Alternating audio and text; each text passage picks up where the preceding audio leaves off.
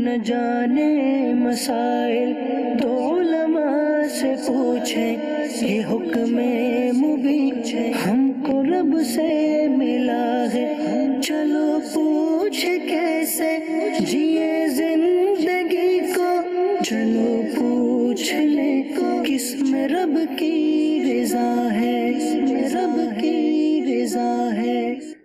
الحمدللہ رب العالمین والصلاة والسلام علی سید المرسلین، اما بعد فاعوذ باللہ من الشیطان الرجیم، بسم اللہ الرحمن الرحیم۔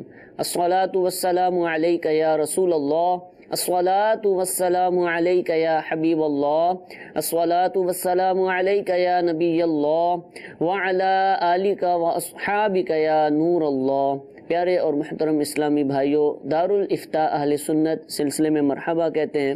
مفتی ماجد مدنی صاحب ہمارے ساتھ موجود ہیں، جو کہ مرکزی دارالافتاء اہل سنت کنز الایمان مسجد بابری چوک کراچی میں تشریف فرما ہوتے ہیں۔ انشاءاللہ آپ کے جو سوالات ہوں گے ہم مفتی صاحب سے ان کے جوابات حاصل کریں گے۔ درود پاک کی فضیلت سنتے ہیں۔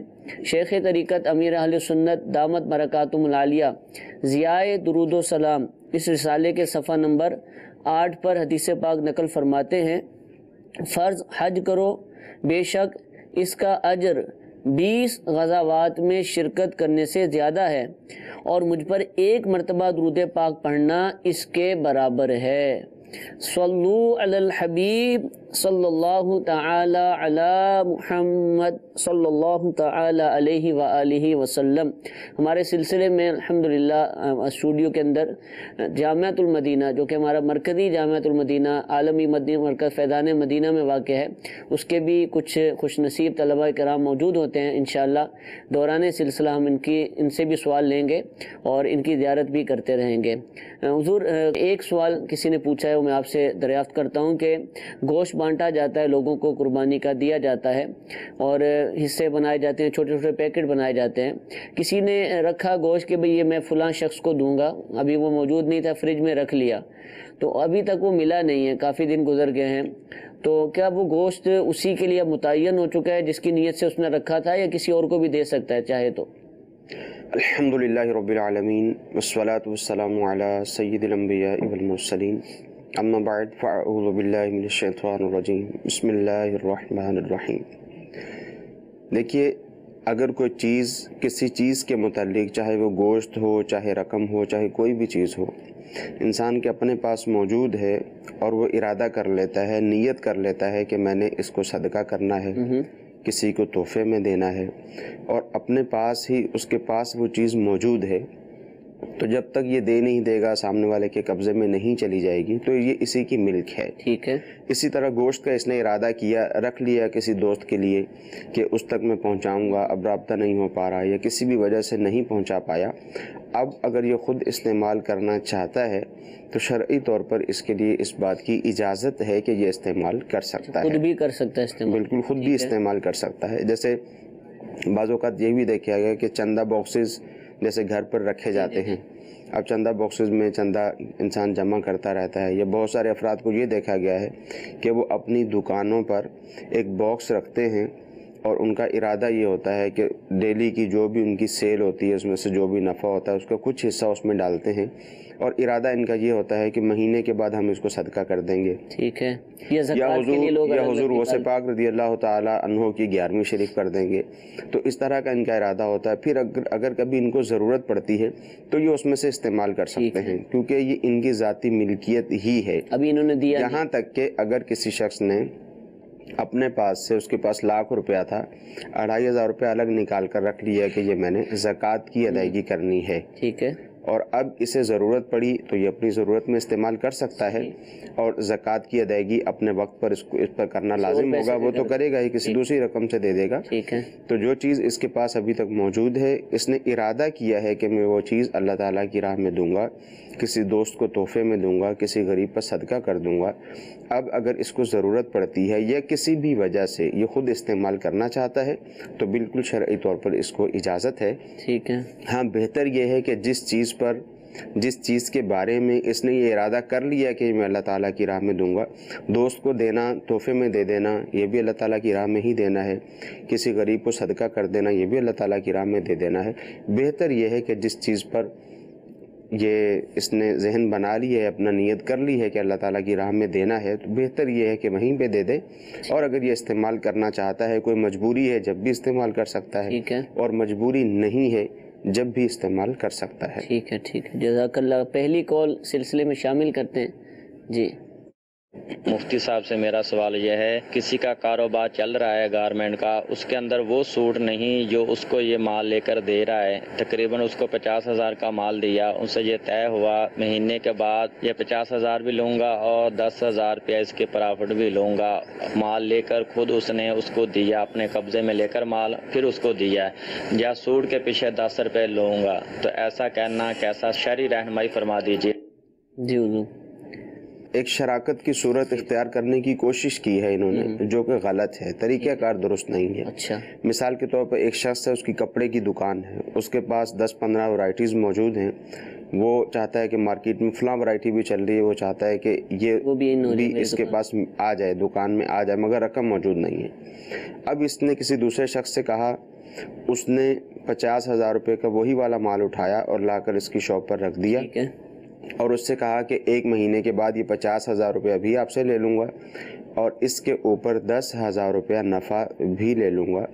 یہ طریقہ کار سوٹ اس نے طے کر، جی، تو یہ طریقہ کار غلط ہے 100%۔ ٹھیک ہے، ایک تو یہاں پر یہ صورت ہے کہ جب اس نے اس کو 50,000 روپے کا کپڑا اس کے حوالے کر دیا اور اس نے یہ کہا کہ یہ 50,000 روپے میں نے آپ سے لینے ہیں، تو گویا اس نے وہ کپڑا اس کو بیچ دیا، یہ بیچنا کہلائے گا، اور 50,000 روپیہ اس کے پاس اس کے جو ہے وہ اس کے ذمہ لازم ہو گئے۔ اس نے کہا 50,000 روپے نہیں لوں گا کیونکہ 1 مہینے کے بعد 2 مہینے کے بعد پیسے دو گے، لہٰذا 60,000 روپے لوں گا، تو یہ تو سیدھی سود کی صورت ہو جائے گی، یہ جائز نہیں ہے۔ اب حکم شرعی کیا ہوگا؟ حکم شرعی یہ ہوگا کہ اس نے اس کو سوٹ لا کر دیے 50,000 روپے کے، کیونکہ ان کا طریقہ کار درست نہیں رہا، اس لیے اب جو 50,000 روپے کے سوٹ تھے وہ جتنے میں بھی فروخت ہوں گے وہ تمام کی تمام رقم اس کو ملے گی جس نے سوٹ لے کر دیے تھے۔ 50,000 روپے کے سوٹ لے کر دیے تھے، چاہے وہ 55,000 کے بکیں، چاہے وہ 52 کے بکیں، چاہے 60 کے بکیں، وہ تمام کی تمام رقم جو ہے وہ اسی کو ملے گی۔ ہاں، جو دکاندار ہے اس نے چونکہ اس کے جو سوٹ تھے ان کو فروخت کیا، اور اتنے سوٹ فروخت کرنے پر جتنی عام طور پر اجرت بنتی ہے وہ اتنی اجرت اس کو دی جائے گی، یعنی جو اس نے محنت کی ہے، اس نے محنت کی ہے، اس کو سیل کیا ہے، وہ اجرت وغیرہ اس کو دی جائے گی۔ ٹھیک ہے، اب طریقہ کار کیا ہونا چاہیے؟ ٹھیک طریقہ، کیونکہ یہ تو ایک غلط طریقہ کار تھا، ٹھیک طریقہ کار کیا ہونا چاہیے؟ اول تو جب بھی شرکت کریں تو کوشش کریں کہ دونوں کی طرف سے رقم ملے اور رقم ملا کر شرکت کریں، کیونکہ اس میں آسانی رہتی ہے۔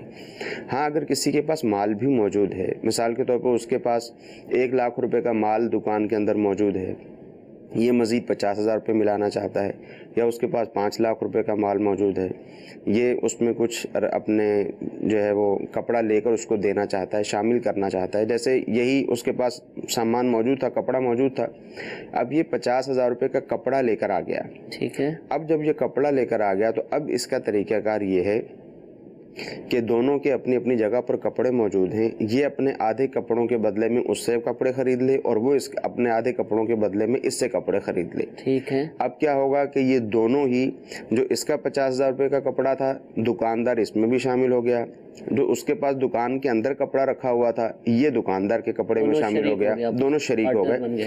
اب اس میں یہ یعنی دونوں یہ مالک ہو گئے اس کپڑے کے، ٹوٹل کپڑے کے یہ مالک ہو گئے۔ اب کیا ہوگا کہ اب یہ کریں گے عقد شرکت۔ عقد شرکت کیا ہے؟ وہ یہ ہے کہ یہ دونوں آپس میں طے کریں گے، ٹھیک ہے اب یہ ہمارا مال ہے، ہم اس کو بیچیں گے، جو بھی نفع ہوگا اس میں سے اتنی پرسنٹیج ہوگی، وہ جو بھی پرسنٹیج یہ رکھنا چاہیں رکھ سکتے ہیں، ٹھیک ہے، اور نقصان جو ہوگا وہ ان کے جو انویسٹ ہے اس کے اعتبار سے ہوگا۔ ایک کا 1 لاکھ روپے لگا ہوا ہے، ایک کا 50,000 روپے لگا ہوا ہے، اگر مثال کے طور پر 1500 روپیہ نقصان ہوا تو 1,000 روپیہ نقصان 1 لاکھ روپے والے کا ہوگا، اور 500 روپیہ نقصان 50,000 والے کا ہوگا. ٹھیک ہے. اب نفع آپس میں جو چاہیں طے کر سکتے ہیں. صحیح. مگر نفع کی ایک صورت یہاں پر ہے کہ اگر ایک شخص کہتا ہے، جیسے مثال کے طور پر جو سود دے رہا ہے اس کو، وہ چاہتا ہے کہ میں کام نہ کروں اور پہلے سے طے کر دیتا ہے کہ مجھے کام نہیں کرنا، ٹھیک ہے، تو اب وہ اپنی انویسٹ سے زیادہ نفع نہیں لے سکتا. اسی فیصد اس کے 50,000 روپے لگے ہوئے ہیں اور اس کا 1,00,000 روپیہ لگا ہوا ہے، تو وہ اب ایسا نہیں کر سکتا کہ آدھا آدھا نفع کر لیا جائے. یعنی جیسے مثال کے طور پر 1,500 روپیہ نفع ہوا، تو اب یہ نہیں کر سکتے کہ 750 روپیہ نفع اس کا ہو، 750 روپیہ نفع اس کا ہو. اس کا نفع 500 روپیہ ہی ہوگا، اس کا نفع 1,000 روپیہ ہوگا. ہاں اگر دونوں ہی کام کریں گے یا کام کرنا طے پا گیا پہلے کہ دونوں ہی کام کریں گے، اب نفع جس بھی پرسنٹیج کے اعتبار سے رکھنا چاہیں رکھ سکتے ہیں. بعد میں بے شک اگر کوئی شخص کسی مجبوری کی بنا پر کام نہ کرے یا بغیر مجبوری کے بھی کام نہ کرے، تو اب جو نفع آپس میں طے ہو گیا ویسے ہی نفع تقسیم کیا جائے گا. ماشاءاللہ آپ نے طریقہ ارشاد فرمایا. کئی لوگوں کو ہو سکتا ہے سمجھ نہ آئی تو وہ رابطہ کر لیں. ایسا جب ہم جواب دیتے ہیں نا تو بعض دفعہ آگے سے کئی لوگوں کی طرف سے یوں بھی ملتا ہے کہ بھائی کان ادھر سے کھینچو یا ادھر سے کھینچو، نتیجہ تو ایک ہی نکلا ہے، 50,000 ہی انویسٹ ہوا ہے اور کوئی نئی چیز نہیں آئی، صرف آپ نے طریقہ مختلف کر دیا ہے. تو بس ٹھیک ہے، طریقہ مختلف کرنے کی کیا ضرورت تھی، پھر اسی طریقے پہ کرنے دے جو مارکیٹ میں چل رہا ہے. تو کیا ایسے لوگوں کو کیا جواب دیا جائے، کیسے سمجھایا جائے؟ ایسے لوگوں کے لیے تو وہی جواب ہے جو اللہ تعالیٰ نے کفار کو جواب دیا تھا جب انہوں نے کہا تھا کہ خرید و فروخت میں بھی نفع ہوتا ہے، ٹھیک ہے، اور سود میں بھی نفع ہوتا ہے. جب دونوں میں نفع ہی ہوتا ہے تو پھر خرید و فروخت جائز کیوں ہے ٹھیک، اور جو سود ہے وہ ناجائز کیوں ہے؟ ٹھیک ہے. تو وہ ایک طریقہ کار میں فرق ہے. اللہ تعالیٰ نے خرید و فروخت کو جائز قرار دیا ہے اور یہ جو سود ہے اللہ تعالیٰ نے اس کو ناجائز قرار دیا ہے. اگرچہ معال دونوں کا ایک ہی ہے، دونوں کا نتیجہ ایک ہی ہے، دونوں میں بعض اوقات نقصان بھی ہو سکتا ہے اور بعض اوقات نفع بھی ہوتا ہے. تو اس چیز کو نہیں دیکھنا چاہیے. جو شریعت مطہرہ نے جو طریقہ بیان کیا ہے اسی کو مد نظر رکھنا چاہیے. ٹھیک ہے. اور بہت ساری خرابیاں بھی پیدا ہوتی ہیں اگر اسی طرح سے کام کیا جائے، تو اس میں بہت ساری خرابیاں بھی پیدا ہوتی ہیں. تو اس لیے جو شریعت مطہرہ نے طریقہ بتایا ہے اسی کے مطابق چلیں گے. تو اس کا جواب بھی یہی ہے کہ جب آپ نے وہ طریقہ اختیار کیا جو کہ ہمارے ہاں سوال میں ابھی بیان کیا گیا تھا، تو وہ طریقہ جائز نہیں ہے. شریعت اس کو ایک اعتبار سے تو سود قرار دیتی ہے اور دوسرے اعتبار سے شراکت کے جو اصول و ضوابط ہیں، چونکہ وہ شراکت کے اصول و ضوابط پر پورا نہیں اترتا. ہم مسلمان ہیں، شریعت کے مطابق کام کرنا ہے. شراکت کی جو شرائط و ضوابط ہیں اس کے مطابق جب وہ پورا نہیں اترتا، جیسے مثال کے طور پر شراکت کے اندر ایک اصول یہ بھی ہے کہ نفع پرسنٹیج کے اعتبار سے، پارٹنرشپ، ٹھیک ہے، نفع جو ہے وہ پرسنٹیج کے اعتبار سے طے کیا جائے گا.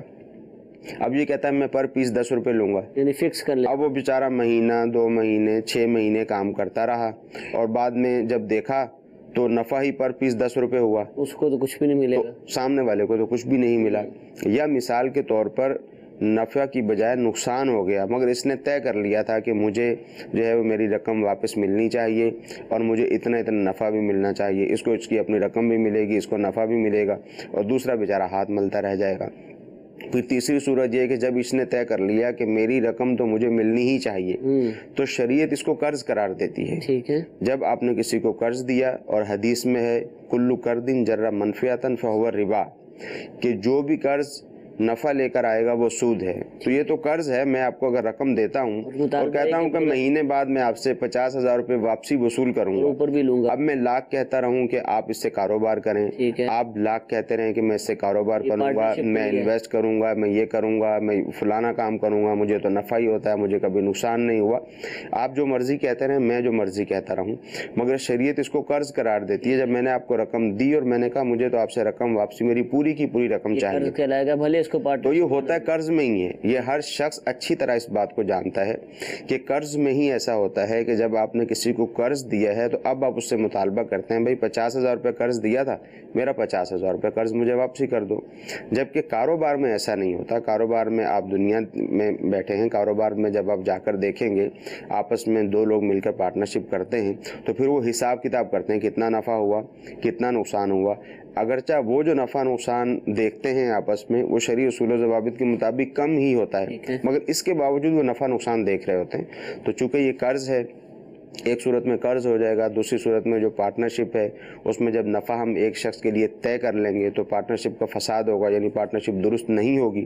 اس کا حکم میں نے ابتدا میں بیان کیا کہ کپڑے کا جتنا بھی نفع ہوگا وہ کپڑے والے کا ہے، ٹھیک ہے، اور جتنا دکاندار نے بیچنے میں محنت کی ہے اس میں اس کو جو ہے وہ اس کی اجرت دے دی جائے گی۔ اور میرا کاروبار کی تو یعنی یوں کہا جائے کہ 80% تو پارٹنرشپ ہی پر مشتمل ہوتا ہے، شیئرز بڑی بڑی کمپنیوں میں لیے جا رہے ہوتے ہیں، دکانوں میں لیے جا رہے ہوتے ہیں، تو کاروبار کرنے سے شریعت نے منع نہیں فرمایا، طریقہ کار بتائے گئے ہیں، ان طریقہ کاروں پر عمل کریں گے تو نتیجہ وہی نکلے گا۔ جو 10 روپے آپ نے دوسرے طریقے سے کمانے تھے اس طریقے سے بھی 10 روپے ہی ملیں گے، لیکن جو طریقہ کار شریعت بیان کرے گی اس میں دونوں فریق جو ہیں پارٹنر ہیں وہ سیف محسوس کریں گے، دونوں کا نقصان اور نفع کے معاملے میں بہت اچھے انداز سے ان کا معاملہ سر انجام پائے گا۔ ہو سکتا ہے کہ بہت ساری باتیں پہلی دفعہ سنی ہوں، سمجھ نہ آئی ہوں، تو جو لوگ کاروبار کرتے ہیں ان کو ہم مشورہ دے رہے ہیں کہ اپنے کاروبار کی اسکیننگ کروا لیں کہ میں یہ کام کرتا ہوں، یہ طریقہ کار ہے، اس طریقے سے میں نے انویسٹمنٹ کی ہے یا فلاں شخص نے مجھے انویسٹمنٹ دی ہے۔ اس طریقے سے اگر آپ معلومات لیں گے تو انشاءاللہ جو آپ کے کاروبار میں اگر خدا نہ خواستہ غلطیاں ہوئیں تو وہ بھی مفتیان کرام بیان فرما دیں گے اور صحیح کرنے کا طریقہ کار بھی ارشاد فرمائیں گے۔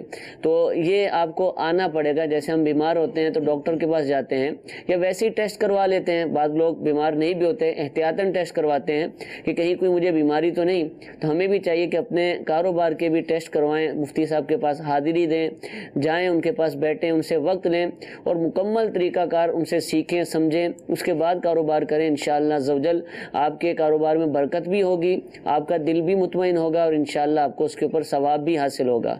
تو اللہ کرے جو ناظرین سن رہے ہیں اس پر عمل کریں۔ دارالفتاح اہل سنت الحمدللہ پاکستان بھر میں مختلف شہروں کے اندر اس کی شاخیں موجود ہیں۔ باب المدینہ کراچی جو کہ ایک بڑا شہر ہے، 5 دارالفتاح اہل سنت کی شاخیں ہیں۔ اسی طرح حیدرآباد کے اندر اور مرکز الاولیاء لاہور، اس میں 2 شاخیں موجود ہیں۔ سردار آباد یعنی فیصل آباد کے اندر، گلدار طیبہ سرگودا میں، اور اسی طرح راول پنڈی کے اندر الحمدللہ اس کی شاخ موجود ہے۔ دارالفتاح اہل سنت کے فون نمبرز بھی روزانہ صبح 10 بجے سے شام 4 بجے تک الحمدللہ موجود ہوتے ہیں۔ جو انٹرنیشنل ہمارے کالرز ہیں جو بیرون ملک سے تعلق رکھتے ہیں ان کے لیے بھی الحمدللہ انٹرنیشنل فون سروس موجود ہے۔ کسی بھی طریقے سے آپ دارالفتاح اہل سنت کے مفتیان اکرام سے رابطہ کریں یا اور کسی صحیح سنی العقیدہ مستند مفتی صاحب سے رابطہ کریں، انشاءاللہ عزوجل آپ کا کاروبار درست ہو جائے گا۔ اور ساتھ ہی ساتھ ایک اور مشورہ دوں گا کہ آپ دارالفتاح اہل سنت کا سلسلہ جیسا کہ ملاحظہ فرما رہے ہیں یہ بھی دیکھیے، اور ہر اتوار کو الحمدللہ احکام تجارت نام کا سلسلہ مدنی چینل کی دینت بنتا ہے، جس میں استاد محترم مفتی علی اصغر عطاری دامت برکاتہم العالیہ تشریف فرما ہوتے ہیں، اور خاص طور پر بزنس سے متعلق، پارٹنرشپ سے متعلق اور مختلف کمپنیوں کے جو طریقہ کار ہیں اس سے متعلق الحمدللہ گفتگو ہوتی ہے، سوالات ہوتے ہیں، اور جو شرعی طریقہ کار ہیں ان کو بیان کیا جاتا ہے، جو الجھنیں ہوتی ہیں الحمدللہ دور کی جاتی ہیں۔ آپ دعوت اسلامی کے ویب سائٹ کے ذریعے بھی یہ احکام تجارت سلسلہ ہو یا دارالفتاح اہل سنت کا سلسلہ ہو، اس کے جو گزشتہ ایپیسوڈز ہیں ان کو دیکھ سکتے ہیں، کاروبار سے متعلق جو ہیں ان کا بھی ملاحظہ کر سکتے ہیں۔ اور ساتھ ہی ساتھ جو کاروبار کرتے ہیں ان کے لیے ایک اور بھی بہت ہی پیارا پیکیج ہے، تجارت کورس دعوت اسلامی کے عالمی مدنی مرکز فیضان مدینہ میں 11 دن کا الحمدللہ تجارت کورس چند سال پہلے منعقد ہوا تھا۔ اس کے بھی ویڈیو جو بیانات ہیں مختلف پارٹنرشپ سے متعلق اور دیگر معاملات سے متعلق الحمدللہ بہت ہی پیارے انداز میں ہمارے مفتیان کرام نے یہ کورس کروایا تھا، اور سینکڑوں جو ہمارے بزنس مین تھے انہوں نے اس میں شرکت کی تھی، دیگر مسلمان بھی تشریف لائے تھے۔ اس تجارت کورس کو بھی آپ ملاحظہ فرمائیں۔ دارالفتاح اہل سنت کی جو موبائل اپلیکیشن ہے اس میں تجارت کورس کے نام سے ایک باقاعدہ فولڈر موجود ہے، اس میں یہ سارے کے سارے بیانات موجود ہیں، آپ وہاں جا کر بھی سن سکتے ہیں، دعوت اسلامی کی ویب سائٹ سے بھی آپ ان کو حاصل کر سکتے ہیں۔ یہ مختلف طریقہ کار بیان کیے گئے ہیں، اور مقصد یہ ہے کہ ہم کسی نہ کسی طریقے سے اپنے کاروبار کو، اپنے رزق کے جو ذرائع ہیں اللہ تعالیٰ نے ہمیں عطا فرمائے ہیں ان کو ہم شریعت کے اصولوں کے مطابق کر لیں۔ اللہ تعالیٰ ہم سب کو عمل کی توفیق عطا فرمائے۔ ایک اور کال سلسلے میں شامل کرتے ہیں۔ جی، یہ جانور جو عید الاضحیٰ پر قربانی کرتے ہیں اس کی عمر ضروری ہوتی ہے یا جانور ہٹا کٹا ہو اور عمر اس کی 1 سال مکمل نہ ہو تو اس کو قربان کیا جا سکتا ہے؟ عمریں متعین ہیں اور اس عمر کا جانور ہی ہونا چاہیے۔ جیسے جو چھوٹا جانور ہے بکرا بکری وغیرہ ہے 1 سال کی عمر ہے، اس طرح جو بڑا جانور ہے بیل گائے بھینس وغیرہ ہے اس کے 2 سال ہیں، اور اونٹ کی عمر 5 سال ہے۔ ہاں ایسا دمبا جو 6 ماہ کا ہو یا 6 ماہ سے کچھ زیادہ ہو اور اس کو سال بھر کے دمبوں میں کھڑا کیا جائے اور وہ انہی کی طرح کا محسوس ہو تو اس کی قربانی بھی ہو سکتی ہے، ٹھیک ہے، اگرچہ اس کی عمر کم ہو۔ بقیہ جہاں تک جانور کے صحت مند ہونے کا تعلق ہے تو بے شک صحت مند ہونا چاہیے جانور، یہ مطلوب بھی ہے۔ صحت مند ہوگا، زیادہ گوشت ہوگا، زیادہ لوگوں تک پہنچے گا، یہ مطلوب بھی ہے اور اس کی ترغیب بھی دلائی گئی ہے، مگر اس کے ساتھ ساتھ صحت مندی کے ساتھ ساتھ اس کی عمر کا پورا ہونا بھی ضروری ہے، کیونکہ اگر عمر پوری نہیں ہوگی، آپ کو قربانی واجب ہوئی اور جانور کی عمر مکمل نہیں ہے تو ایسی صورت میں قربانی کا جو واجب تھا وہ ادا نہیں ہوگا۔ ٹھیک، اور کال چلائیے۔ اور جناب یہ ہے کہ ایک آج کل دیکھتے ہیں آپ اکثر کرسیاں استعمال ہوتی ہیں نماز پڑھنے کے لیے، تو کرسی کی فرنٹ پہ جو وہ چھتا سا لگا ہوتا ہے سیٹ سے جس کے اوپر انسان سجدہ کرتا ہے، اس کی کوئی ہائٹ کا تعین ہے کہ اگر وہ زیادہ اونچا ہے تو اس کے اوپر سجدہ نہیں ہو سکتا، یا نیچے ہونا چاہیے، یا اس پہ سجدہ ہو سکتا ہے نہیں ہو سکتا، یا اس کی کوئی ہائٹ کا تعین ہے یا نہیں ہے؟ جی حضور، پھٹا لگانا بھی ہے کہ نہیں، یہ بھی ارشاد فرمائیں۔ دیکھیں سجدہ جو ہے سجدہ اسی وقت کہلائے گا جب یا تو زمین پر سجدہ کیا جائے یا زمین سے 9 انچ بلند کوئی چیز رکھی ہوئی ہے اس کے اوپر سجدہ کیا جائے، زیادہ سے زیادہ 9 انچ، اس سے زیادہ نہیں، ٹھیک ہے، تو یہ سجدے کی تعریف میں آئے گا۔ اگر کسی نے زمین پر سجدہ کیا یا جس جگہ پر وہ بیٹھا ہے اس جگہ آگے جو چیز رکھی ہوئی ہے وہ 2 4 6 8 9 انچ بلند ہے اس کے اوپر سجدہ کیا تو اب یہ سجدہ کرنا کہلائے گا۔ ٹھیک ہے، اگر اس سے بلند چیز کے اوپر اس نے سجدہ کیا تو یہ سجدہ کرنا نہیں کہلائے گا بلکہ یہ سجدے کا اشارہ کہلائے گا۔ ٹھیک ہے، اسی وجہ سے جیسے جو لوگ کھڑے ہو کر نماز کی ادائیگی نہیں کر سکتے، سجدے پر بھی ان کی قدرت عام طور پر جن کی نہیں ہوتی، یعنی ایسے افراد جن کو کرسی پر بیٹھ کر نماز پڑھنے کی اجازت ہوتی ہے، ٹھیک ہے، یعنی مثال کے طور پر ایک شخص ایسا ہے جو کھڑا تو ہو سکتا ہے مگر اس کو سجدہ کرنے کی قدرت نہیں ہے،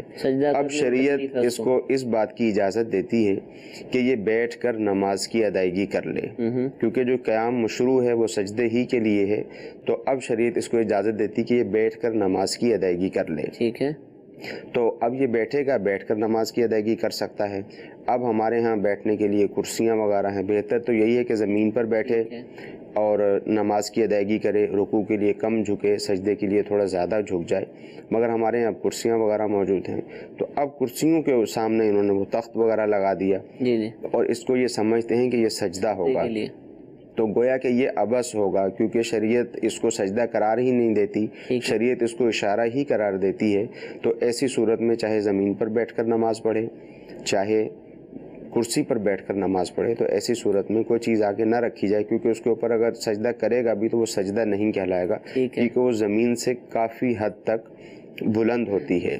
پھر دوسری بات یہ کہ جس شخص کو کرسی پر نماز پڑھنے کی اجازت ہے، جیسے مثال کے طور پر کوئی شخص جو ہے وہ قیام تو نہیں کر سکتا، اب وہ قیام نہیں کر سکتا، اب ایسا نہیں ہے کہ وہ کرسی پہ بیٹھ کے نماز پڑھ لے، اب یہ دیکھے گا کہ کیا یہ سجدہ بھی نہیں کر سکتا۔ ٹھیک ہے، ایک تو وہ صورت تھی کہ ایک شخص سجدہ نہیں کر سکتا، صحیح، تو اس کو حکم یہ ہے کہ ٹھیک ہے وہ بیٹھ کر اشارے سے نماز پڑھ لے۔ ٹھیک ہے، اب دوسرا شخص ایسا ہے جو قیام نہیں کر سکتا، وہ اتنی دیر کھڑا نہیں ہو سکتا، اب وہ دیکھے گا کہ کیا وہ زمین پر بیٹھ کر زمین پر سجدہ کر کے نماز کی ادائیگی کر سکتا ہے یا نہیں کر سکتا۔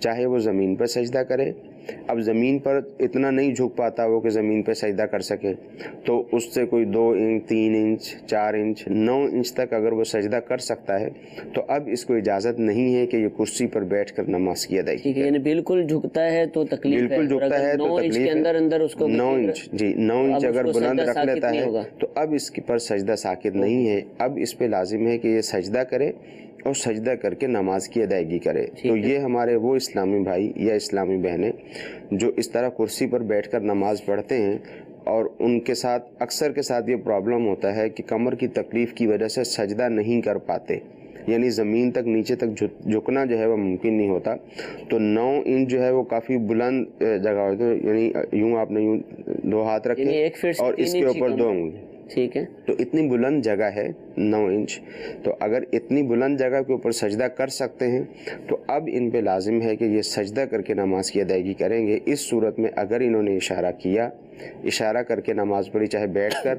زمین پر بیٹھ کر، چاہے کرسی پر بیٹھ کر، تو ایسی صورت میں ان کی نماز نہیں ہوگی، کیونکہ سجدہ نہیں ہوگا تو نماز نہیں ہوگی. 9 انچ تک کرنے سے ہو جائے گا، کر سکتے ہیں. تو اب یہ کچھ ساتھ چیز رکھا کریں ایسی ہائٹ والی چیز جو جی ظاہر ہے ہائٹ والی کوئی چیز رکھ لیں اپنے سامنے، اتنی بلند، یعنی جس کو جیسی چیز مناسب ہو. اگر اس کو معلوم ہے کہ وہ زمین سے 4 انچ بلندی پر سجدہ کر سکتا ہے تو اتنی ہائٹ کی کوئی چیز سامنے رکھ لے اور ٹھوس چیز ہو، اس کے اوپر کوئی تخت وغیرہ ایسا بن جائے، اس کے اوپر سجدہ کرتے رہیں. مصلی اس کو فولڈ کر لیا، جب وہ بھی ہارڈ تو ہو جاتا ہے سخت. اگر نہیں، اس کو اگر فولڈ کریں گے تو اس کے اوپر جو سجدے کی شرائط ہیں وہ پائی نہیں جائیں گی، کیونکہ زمین کی سختی محسوس ہونا ضروری ہے. تو وہ جب اس کی 2-4 تہیں لگا لیں گے تو ظاہر اب آپ یہ اپنے مسئلہ تو بیان فرمایا نا. تو اب مساجد کے اندر جس طرح کثرت سے کرسیوں کا اضافہ ہوتا جا رہا ہے، میں نے تو آج تک اس طرح 9 انچ والا کوئی دیکھا نہیں کہ 9 انچ ہائٹ کا اعتبار کرے. تو ایسا بھی نہیں ہے کہ جتنے بھی کرسی پہ نماز پڑھ لیں ان میں سے کوئی بھی ایسا نہ ہو کہ جو 9 انچ تک اس کی قدرت رکھتا ہو.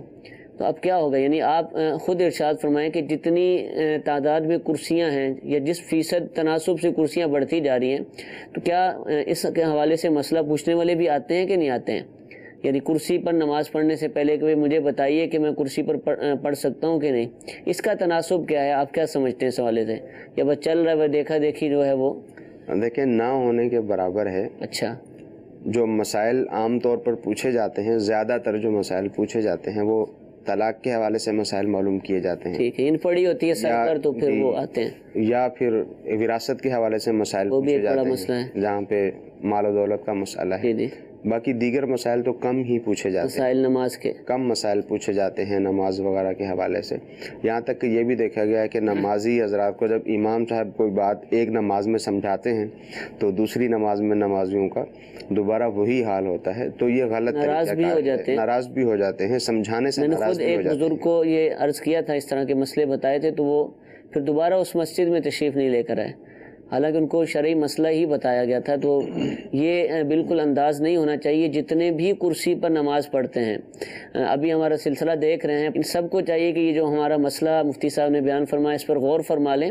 اور اگر آپ شرائط پر اترتے ہیں کہ آپ پر سجدہ فرض نہیں ہے، اشارہ کرنے کی اگر اجازت ہے آپ کو، تو پھر تو آپ جو معاملات ہیں وہ کریں، ورنہ پھر جو مفتی صاحب نے حکم ارشاد فرمایا اس کے اوپر عمل کیا جائے.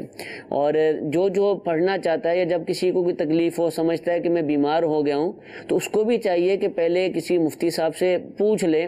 مفتی صاحب جب سارے سوالات کر لیں گے، ساری صورتیں دیکھ لیں گے، پھر آپ کو ریکمینڈ کریں گے کہ آپ کرسی پر نماز پڑھ سکتے ہیں کہ نہیں پڑھ سکتے.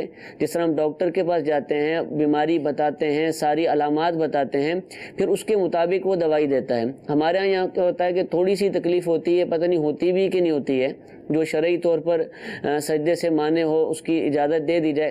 لیکن کرسی جو ہے نا وہ ہم خرید کر لے آتے ہیں، بلکہ 2-3 اور بھی اصالے ثواب کے لیے مسجد میں رکھ دیتے ہیں کہ میری آئی ہے تو اوروں کو بھی آسانی ہو جائے. تو یہ دیکھا دیکھی والا معاملہ نہیں ہونا چاہیے، بلکہ جہاں شریعت اجازت دے وہیں اس اجازت پر عمل کیا جائے، اور جہاں منع کیا جائے تو وہاں منع ہی ہونا چاہیے. اب جس پر سجدہ لازم تھا، سجدہ ہی کرنا تھا، اس نے ذرا سی تکلیف پر وہ کرسی شروع کر دی تھی، تو ان کی نمازوں کا کیا ہوگا؟ وہ ہو گئی نمازیں؟ دیکھیں نمازوں کا میں نے حکم بیان کیا ہے کہ سجدہ کرنا فرض ہے. ہر رکعت میں 2 سجدے کرنا فرض ہے. ایک سجدہ بھی اگر کسی نے نہیں کیا تو اس کی نماز نہ ہوئی. ٹھیک ہے. اب نہ کرنا 2 طرح سے ہے. جیسے عمومی طور پہ ہمارے ہاں ایک جملہ کہا جاتا ہے کہ مجھے تو معلوم ہی نہیں تھا، مجھے معلوم نہیں تھا، جس بات کا مجھے پتہ ہی نہیں ہے تو اللہ تعالیٰ مجھ سے اس کے بارے میں معلوم بھی نہیں کرے گا، پوچھے گا بھی نہیں، اس کی کوئی سزا جزا بھی نہیں ہے. تو یہ غلط طریقہ کار ہے. اسلام ہے، مسلمان ہیں ہم، مسلمان پر لازم ہے کہ اپنے جو بھی اس کے ضرورت کے مسائل ہیں وہ سیکھے.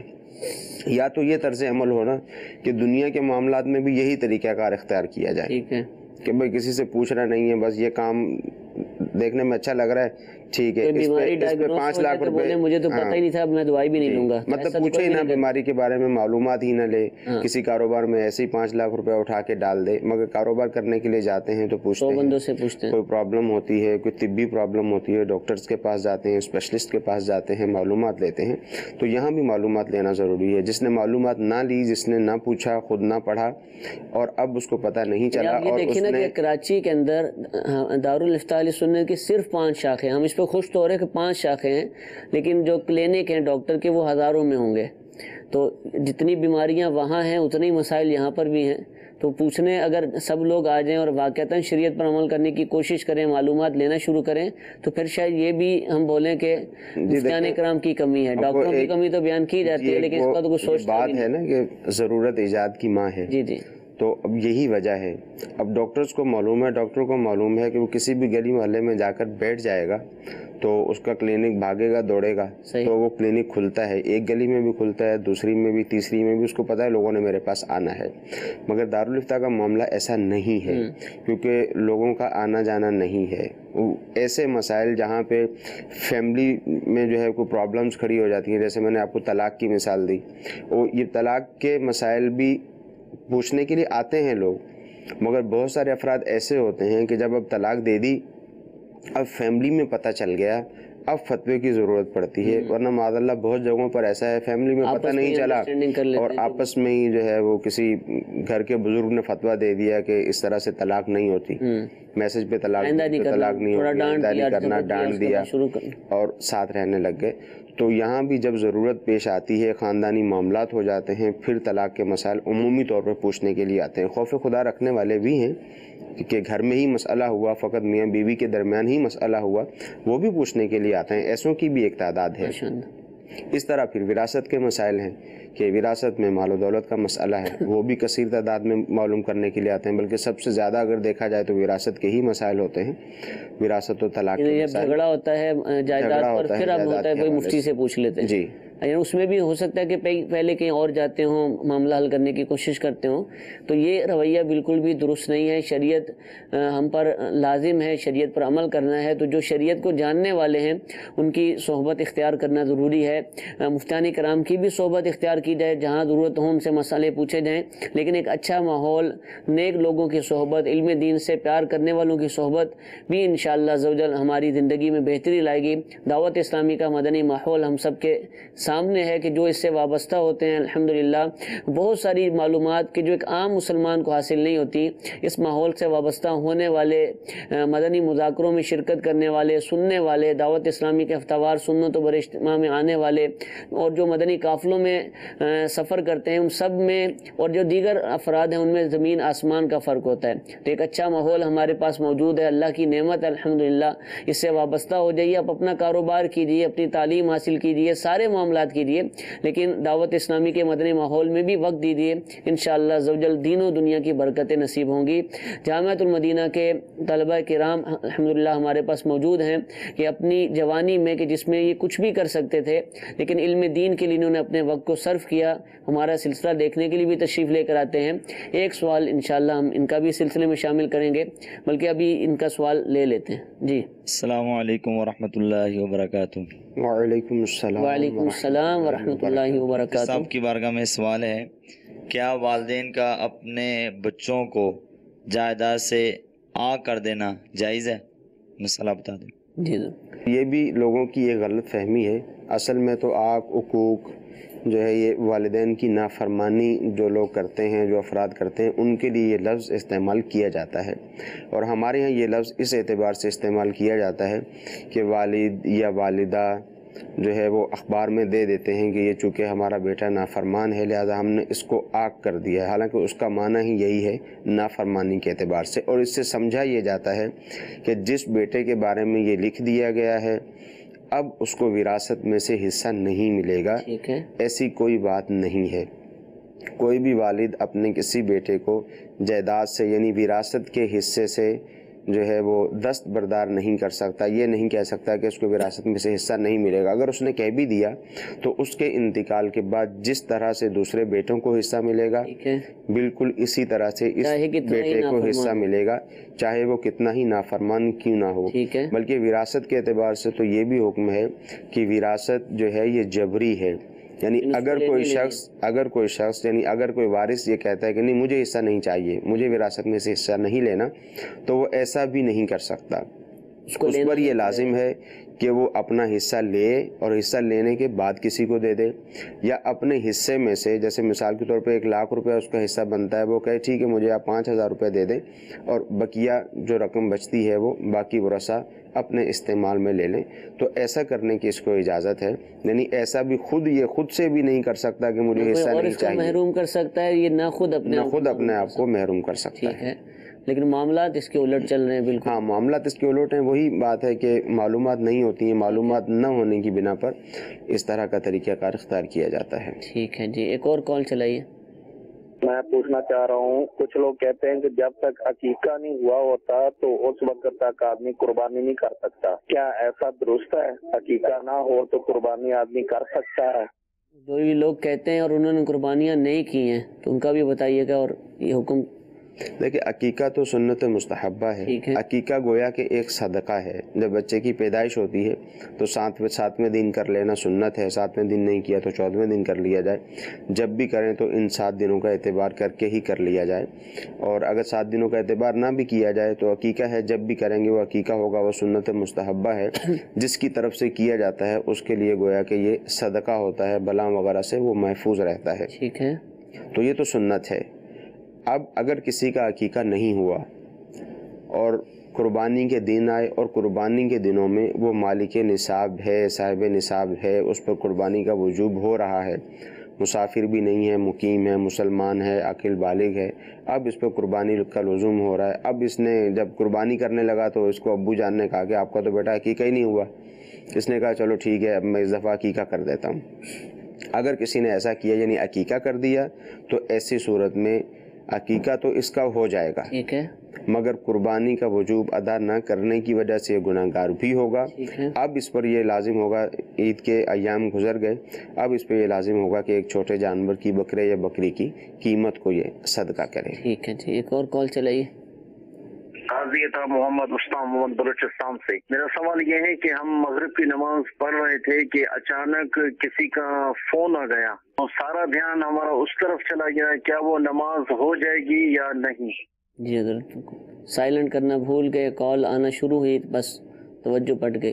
دیکھیں ایسی صورت میں نماز تو ہو جائے گی۔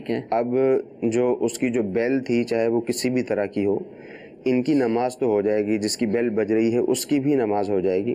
مگر یہاں ہر مسلمان کو ہی یہ سوچنا چاہیے کہ مسجد میں جاتے ہوئے ایک تو اپنے فون کو سائلنٹ کریں، دوسرا ہمارے فون پر بیل ایسی ہونی چاہیے کہ اگر خدا نخواستہ مسجد میں بھی وہ بیل بج جائے تو نہ تو ہمیں شرمندگی کا سامنا کرنا پڑے اور نہ ہی گناہ کی کیفیت ہو۔ ظاہر ہے آپ مسجد میں بیٹھے ہوئے ہیں اور بیل بجی اور اس پر کوئی میوزک شروع ہو گیا، کوئی گانا شروع ہو گیا، تو اس کی تو ظاہر ہے شرعی طور پہ اجازت نہیں ہوگی۔ تو ایک تو یہ ہے کہ یہ احتیاط ہونی چاہیے کہ موبائل سائلنٹ ہو یا اس کو آف کر دیا جائے، اور دوسری صورت یہ ہے کہ اس بات کی احتیاط تو ویسے بھی لازمی ہے، یعنی فقط مسجد کے لیے نہیں، ویسے بھی لازم ہے کہ آپ کے موبائل میں سادہ سی ٹون ہونی چاہیے۔ ٹھیک ہے، ٹھیک ہے۔ میسیج میں سوال یہ پوچھا جا رہا ہے کہ کیا درود پاک لیٹ کر پڑھا جا سکتا ہے؟ یہ پوچھ رہے سو کر، مقصود یہ ہوگا کہ لیٹ کر پڑھا جا سکتا ہے؟ بالکل لیٹ کر پڑھا جا سکتا ہے، مگر جب بھی کوئی اوراد و وظائف لیٹ کر کیے جائیں یا قرآن مجید فرقان حمید کی تلاوت لیٹ کر کی جائے تو ادب آداب کا تقاضا یہ ہے کہ اپنے پاؤں کو سمیٹ لیا جائے۔ ٹھیک ہے جی، ایک اور کال چلائیے۔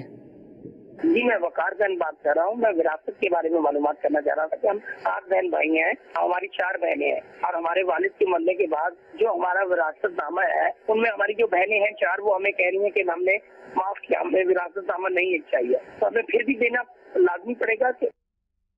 جی حضور، ہر گھر کا مسئلہ جی بالکل اسی طرح کا مسئلہ ہے کہ والد صاحب کا انتقال ہو گیا، اب پراپرٹی وغیرہ موجود ہوتی ہے، بہنیں بعض اوقات کہتی ہیں کہ ٹھیک ہے ہم اپنے بھائیوں کے حق میں جو ہے وہ دستبردار ہو جاتی ہیں، لہٰذا بھائیوں کو دے دیا جائے، اور پھر بعض اوقات کورٹ وغیرہ میں جا کر سائن بھی کر کے دے دیتی ہیں۔ ٹھیک ہے، تو اول تو یہ ہے کہ دستبردار ہونے کی کیا صورت ہوگی، کیا طریقہ کار ہوگا، وہ بھی پہلے دارالافتاء پہ جا کر کسی سنی عالم دین سے جا کر معلوم کرنا چاہیے، مفتی سے جا کر معلوم کرنا چاہیے کہ دستبردار اگر ہونا چاہتے ہیں تو اس کا کیا طریقہ کار ہوگا۔ ایک صورت تو میں نے بتائی تھی، اس کا ₹1,00,000 بنتا ہے، کچھ لے لے، وہ ₹1,00,000 لے کر واپس کر دے، ٹھیک ہے، اچھا یا اس میں سے کچھ لے لے، کچھ لے کے واپس کر دے۔ ٹھیک ہے، دیکھیں بعض صورتیں یہاں پر ایسی بھی آتی ہیں جب گولڈ وغیرہ بھی موجود ہوتا ہے وراثت میں، تو بعض صورتیں ایسی بھی آتی ہیں کہ جہاں وراثت کے حصے یوں تقسیم کرتے ہوئے جب لوگ وڈرا ہوتے ہیں، دستبردار ہوتے ہیں، تو بعض صورتیں اس میں سود کی بھی آ جاتی ہیں، ایسی کیفیت بھی ہوتی ہے وراثت میں، وراثت کی تقسیم کے اندر کوئی چیز لے کر الگ ہو رہا ہے، کوئی چیز لے کر الگ ہو رہا ہے، تو یہ بہت پیچیدہ مسئلہ ہے۔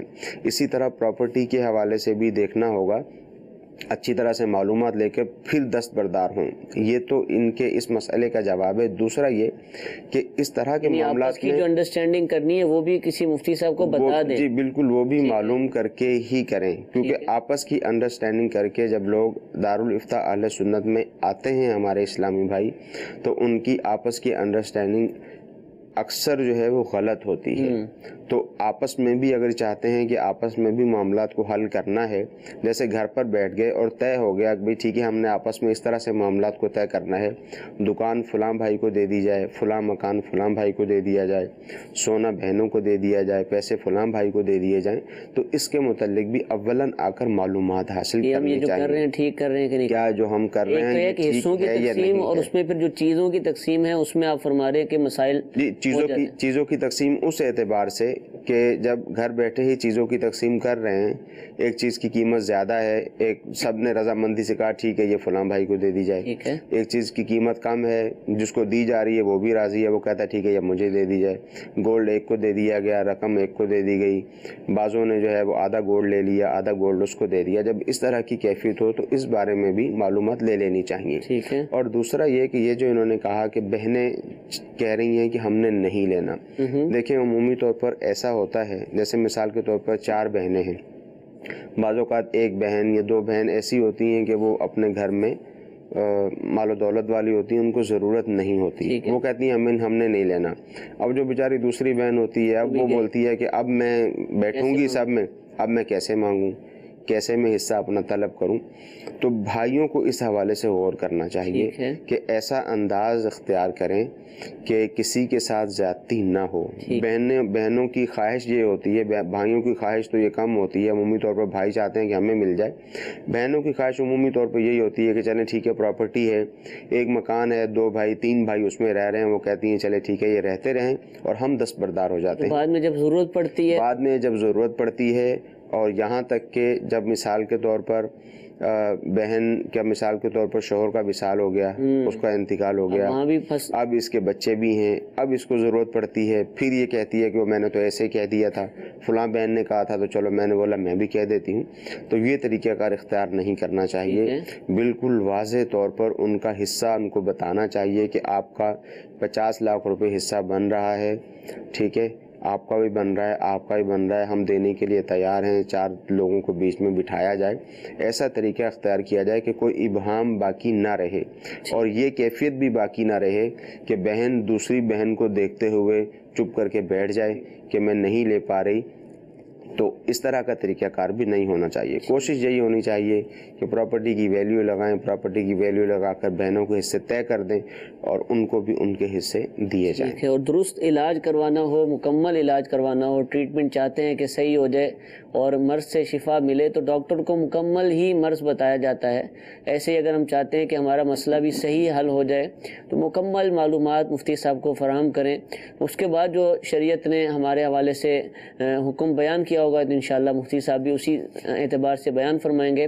اللہ تعالیٰ سے دعا ہے کہ جتنے بھی ناظرین ہمیں اس وقت سن رہے ہیں، جتنے بھی سنیں گے بعد میں ہمارے سلسلے کو دیکھیں گے، ہم سب شریعت پر عمل کرنے والے ہو جائیں، مفتیان کرام کی صحبت اختیار کرنے والے ہو جائیں، اور جس طرح ہمارا پرسنل ڈاکٹر ہوتا ہے، میں یہ تو نہیں کہوں گا کہ پرسنل مفتی کا لفظ استعمال کیا جائے، لیکن کسی نہ کسی مفتی صاحب سے، کسی نہ کسی عالم صاحب سے ہمارا رابطہ ہونا چاہیے، ہماری دوستی ہونی چاہیے، ان کا نمبر ہمارے پاس ہونا چاہیے، اور ایسے تعلقات ہوں کہ مفتی صاحب ہمیں رپلائی بھی دیں، ہمیں جواب بھی دیں، ہمارے معاملات بھی حل کریں۔ اللہ تعالی ہم سب کو علماء کی صحبت عطا فرمائے، آمین بجاہ النبی الامین۔